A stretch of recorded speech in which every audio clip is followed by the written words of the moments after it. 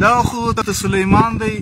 او دا ډېر د برکت ځای دی او زموږ استاد مولانا امین الله صاحب راته ویلي وو. مولانا امین الله صاحب دی کاکړ دی مفتاح العلوم کې څه وخت زموږ د درس په دوران کې وو نو ده خبره وکوله ولې سلیمان علیه الصلاة والسلام د مشرق له طرف را روانو د مغرب طرف ته او له ده سره بلقیس هم وه. هغه واقعه خو ډېره غټه ده علما کرام ته او طلبا کرام ته ډېرو ته معلومه ده. نو بیا را روانو بیا چې دلته تخت باندې دلته یې کښېنولی هغه تخت یې کښېنولی و نو بیا بلقیس یې ورته ویلي هم وه چې دغه زه د خپل وطن طرف ته ګورم بیا د مغرب مشرق طرف ته کتلي وو د دوی سفر د مغرب طرف ته و. نو بس د مزل خو ډېر وکړ او ستړي خو ډېر سو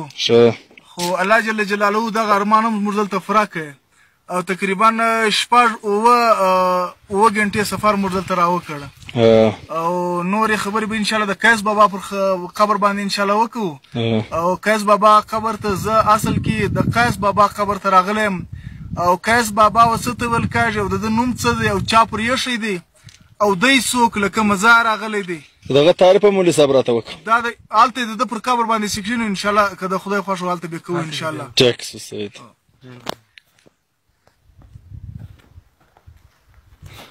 مولوي صاحب دغه چیش دی؟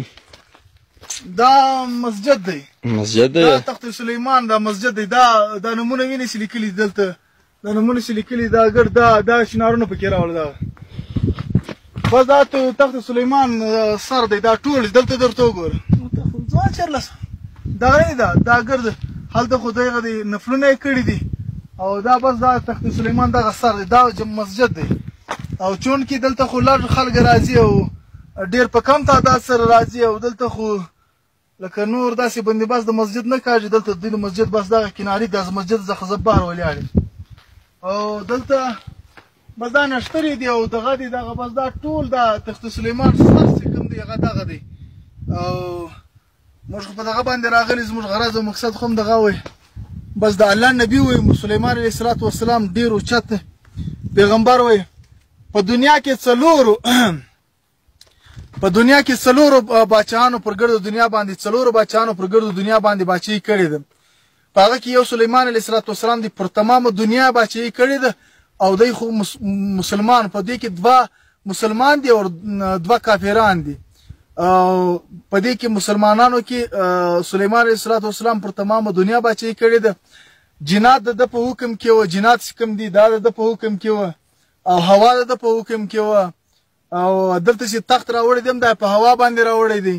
او دا صحیح تحقیق زما استاد را کړی دی دا زه له خپله ځانه نه غږم او الحمدلله بس خدای پاک د الله نبي و پیغمبر وی الله پاک موږ ته دلته د زیارت هم را نصیب کړ. اوبه د قیس کاکا بابا تعریف او قبر راته وکړي او انشاءالله دلته چې لږ وارسته د قیس بابا قبر دی انشاءالله هلته به بیا هم څه خبرې وکړو انشاءالله. ټیک ماشاءالله سبحان الله. مولوي صاحب دا کمره د څه دپاره ده؟ دا کمره خو اصل کې دا خو د تخت سلیمان پر سر باندې ده نو دا مسافرین حضرات راځي نو هغه په شپه پکې تېروي نو داسې حساب وي چې هغه دوی راتلای نه سي په لارې باندې څه سهولیات نه وي بس دا کمره هغوی دپاره هم بالکل الحمدلله بالکل ډېره غټه د نعمت دی د مسافرینو دپاره. دا کمره کې دلته راوه د کمره پکې ښکاره شه دا ډېره ښه ده څومره محنت یې کړی دی ګوره دورې غټې ډبرې او دغه له غاړې دا ښایسته کمره جوړه کړې ده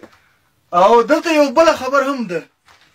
دلته الله جل جلاله قدرتي او معجزه به وي لا به هر څه وي دلته مار نه پیدا کېږي لړم نه پیدا کېږي خرزنده هسي څوک چا باندې دغه کوي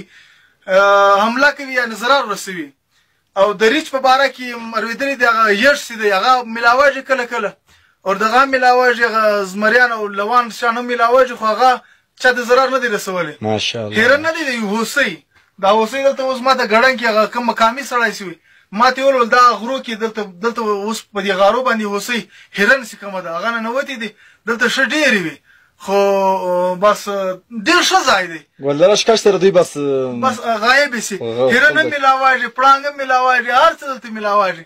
بس او دلته ضرر والا بیا دغه نشته پړانګ خو ضروري دی خو لیکن هغه هم ضرر رسولی نه دی ټیک څه. مولوي صاحب د نامه تعارف راته وکړه. دا خو د الله نوم لیکلی دی دلته قیس بابا لیکلی دی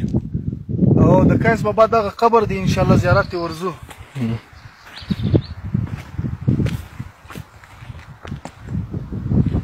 مولوي صاحب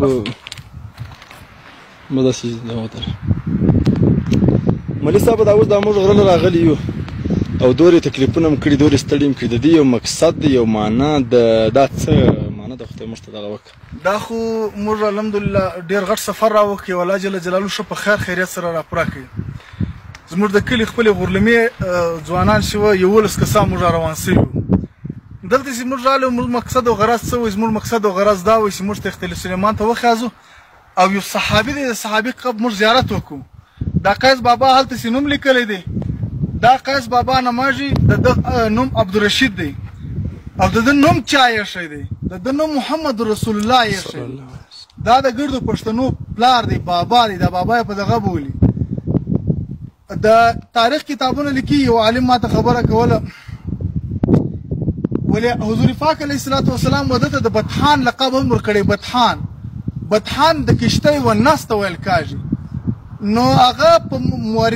مورخ والا د تاریخ والا هغه ولې د بطحان لقب یې په دې وجه ورکړه چې دی حضور صلی الله علیه وسلم له راغلی حضور صلی الله علیه وسلم ورته وفرمایل ولې څه وخت اسلام الله دې نه غالبه کوي الله پاک دې نه مغلوبه کوي غلط سو غالب خو دی الله دې غالبه کړي د اسلام په ټوله دنیا باندې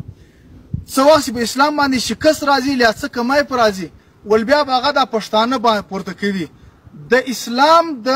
د حفاظت دپاره الله جل جلاله پښتانه پیدا کړي دي. دا په تاریخ کې لیکلي دي او که بیا څوک د پښتانه تاریخ نه ملي هغه بیا جلا خبره ده. دا خو به ډېر خلک بیا بحث مباحثې وکوي. خو دا صحابي چې کوم دی دا د بنیامین له دغه څخه دی له نسل څخه دی. بنیامین د یعقوب علیه السلام زوی وي.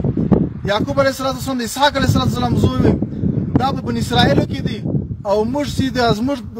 دغه خاندان چې کوم دی زموږ پښتنو دغه سلسله سره روانه ده له دوی څخه را روانه ده او بیا حضور پاک علیه السلام وده ته وویل ته خپل وطن ته لاړ شه دغه له لاړ شه. دا اوس دلته راغلی دی. دا یوه خبره ده وطن یې ماته نه دی معلوم چې څه دی خو دا په تاریخ کې ماته معلوم دی چې دی دلته دفن شوی دی او دا صحابي دی او له صحابو څخه الله راضي وي او موږ له الله څخه پر دې خبره باندې راضي چې خدای پاک موږ ته د صحابي د قبر د راتګ توفیق را نصیب کړي په دې غرو کې او چې موږ مزلونه څومره راکړي دي 6.5 غنټې سفر موږ پاروند راکړی دی او بیا په لارې شپه سوې ده 8 غنټې سفر موږ اوس دې غره ته راوکړ او چونکې ډېر خلک دي چې هغه به ډېر زر ورله راوخیازي او هغه د ما دروغجن کوي نه چونکې موږ نه سو راتلی موږ د خپل ځان حساب کوو چې موږ 8 غنټې دلته اوس چې رالو او زموږ ملګري چې دي هغه څه له مخه راوختل او زه خو په خپله چې وم زه په 8 غنټې کې وم خدای پاک راورسولم د صحابي و قبر ته ولاړم. یو وخت کې زه سیند ته تللی وم د تبلیغ په سلسله کې. مولوي صاحب ستا سره موږ یو درېدل غواړو چې دا د ویډیو دا جوړه کړي چې مولوي صاحب خبره وکړي. جوړ دی یو وخت کې دغه زه سیند ته تللی وم په سیند کې یو غټه هدره او قبرستان وي په سیند کې غټ قبرستان وي نو بیا هغه قبرستان ته موږ ورغلو نو بیا هغه قبرستان کې موږ ما ورته وویل ما ولې دلته خو دا ډېر غټ زوړ قبرستان دی په د ټټا ښار کې نو ما ولې دلته موږ اورېدلی دي چې دلته دغه د صحابه کرام رضی الله اجمعین قبرونه دي. سپین ږیری سړی په عربي ما جواب راکړي ول لا نصدق ولا نکذب ول دا خبره نه دروغجن کوم او نه رښتین کوم هغه وجه دا ده چې دلته صحابه سته قبرونه سته زه یې پازنم نه او دلته خو الحمدلله موږ قبر پازنو له دې مزله څخه راختلی نه سو نن الحمدلله الله جل جلاله موږ ته د صحابي د قبر د لیدلو توفیق را نصیب کړ.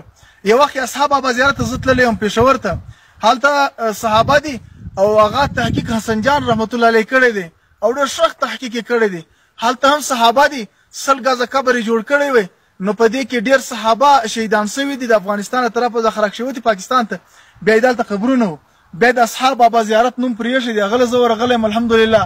د هغو صحابه او زیارت هم الله را نصیب کړی دی او خدای پاک د وکي پنجکور کې دي په بلوڅو کې چې خدای پاک مال ته هم ورولی چې هغه د صحابه او زیارت هم الله جل جلاله را نصیب کړي الله دې ټول تر نصیب کړي او خاص کر د الله پاک موږ او تاسې حرمان شریفان له ورولی چې حضور صلی الله علیه وسلم ته هم داسې سلام ور واچو لکه وده صحابي ته موږ راواچو او کتابونه لیکي چې د انبیا علیه السلام او د صحابه کرام رضی الله اجمعین بدنونه چې کوم دي هغه خاورې نه خوري او د شهدا غ د شهیدانو غم نه خوري او الله جل جلاله د موږ تاسو ته اوس د حرمان شریفان زریات هم را نصیب کړي چې حضور صلی الله علیه وسلم ورسو او حضرت سلام واچو حضرت ابوبکر صدیق رضی حضرت عمر رضی سلام واچو او الله جل جلاله موږ تاسو را نصیب کړي بس دا صحابي قبر دی الله زیارت را نصیب کړ الله جل جلاله شابه ايوه تعال بالكبر